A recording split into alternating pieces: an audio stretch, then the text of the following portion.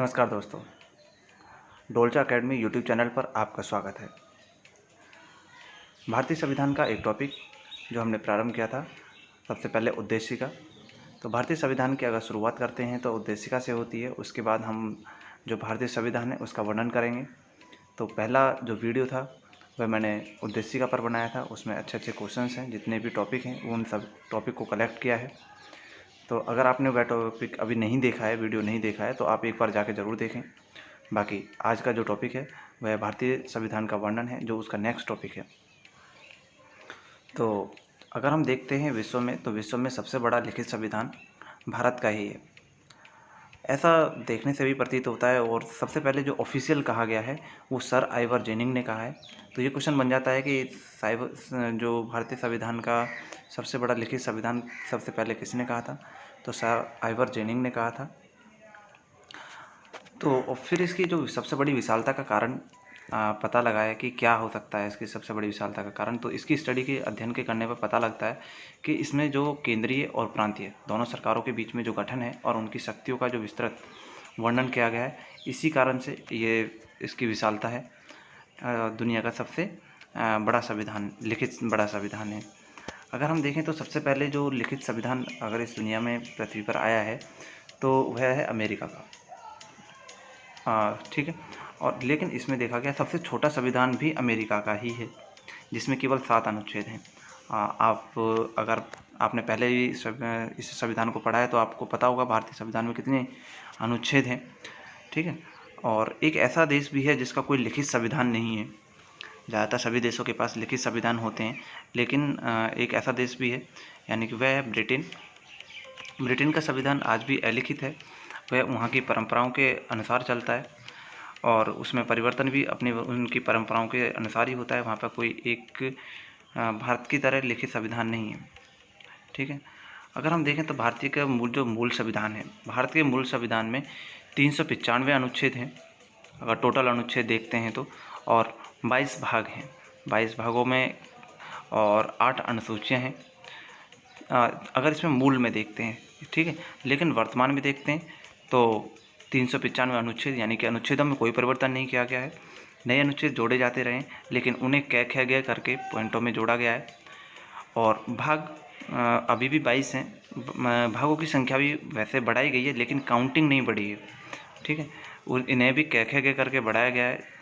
और अनुसूचियों की संख्या ज़रूर बढ़ी है। पहले 8 अनुसूचियाँ थीं और अब 12 अनुसूचियाँ हैं। अनुसूचियों का मैंने एक पूरा वीडियो बनाया है, आप एक बार सर्च करें और मेरी प्लेलिस्ट में जाएं तो वहाँ पर आपको अनुसूची का पूरा वीडियो मिलेगा और हर क्वेश्चन वहाँ क्लियर होगा आपका। मैंने बेहतर तरीके से समझाने का पूरा कोशिश किया है उसमें। तो अगर हम देखते हैं तो जो सर आइवर जेनिंग है, जिन्होंने कहा था कि भारत का विशाल संविधान है, तो उन्होंने भारतीय विशाल संविधान के बारे में एक बात कही कि ये विशाल होने इसके लिए दुर्गुण भी है। ठीक है। लेकिन वकीलों के लिए इसे स्वर्ग कहा है। तो यहाँ से क्वेश्चन बन जाता है, क्योंकि एक फ़नी क्वेश्चन है, तो फ़नी क्वेश्चन पूछे जा सकते हैं इस तरह के।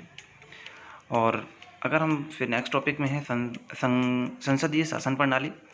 तो जितने भी संघात्मक देश हैं, जिनके भी संघात्मक संविधान वाले देश हैं, वहाँ 2 प्रकार की शासन प्रणाली होती है, स्थापित की जा सकती है। ठीक है। तो पहली जो शासन प्रणाली है अध्यक्षात्मक शासन प्रणाली है।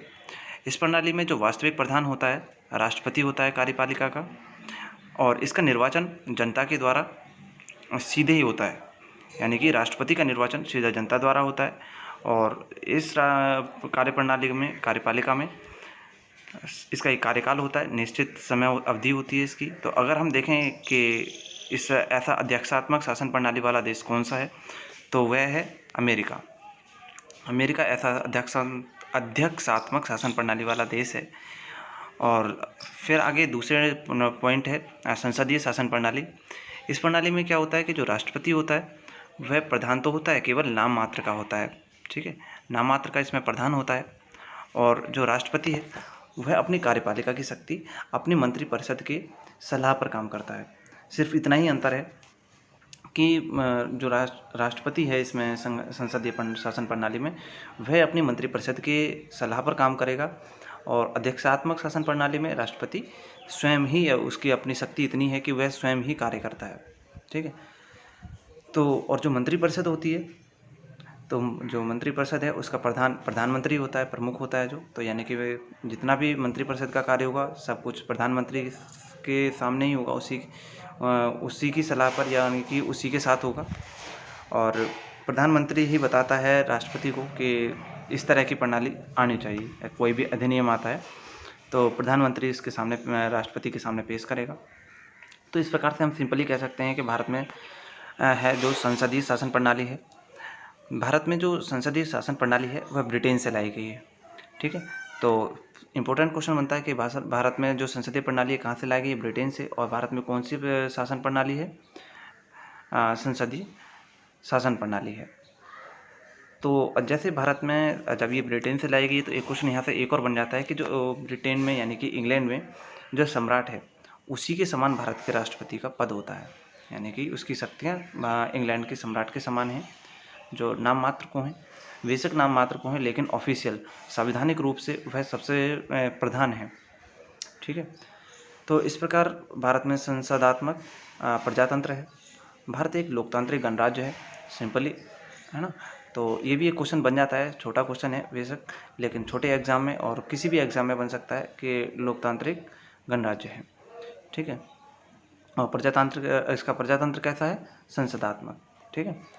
और इस प्रकार हम, अगला है हमारा, भारत की जो मंत्रिपरिषद होती है वो सामूहिक रूप से किसके प्रति उत्तरदायित्व होती है? लोकसभा। यानी कि हमारी जो मंत्रिपरिषद होती है, जैसे मोदी है, कौन सी सभा से? लोकसभा से। तो जो मंत्रिपरिषद सामूहिक रूप से लोकसभा के प्रति उत्तरदायित्व होती है। ठीक है। तो इसमें यही पॉइंट है जो इम्पोर्टेंट पॉइंट है, हर लाइन में क्वेश्चन है, आप इसे ध्यान से पढ़ेंगे तो आपको हर लाइन में क्वेश्चन मिलेगा और मुश्किल से ही कोई क्वेश्चन छूटेगा। ठीक है। अगर आपको कोई इससे अलग क्वेश्चन दिखता है इस टॉपिक में तो आप मुझे ज़रूर बताएं। और बाकी अगर आपको ये सब वीडियो अच्छा लगा है तो आप मुझे कमेंट करके ज़रूर बताएं कि आपको कौन सी लाइन ज़्यादा अच्छी लगी, जो आपको नया पॉइंट मिला है। ठीक है। तो जय हिंद दोस्तों।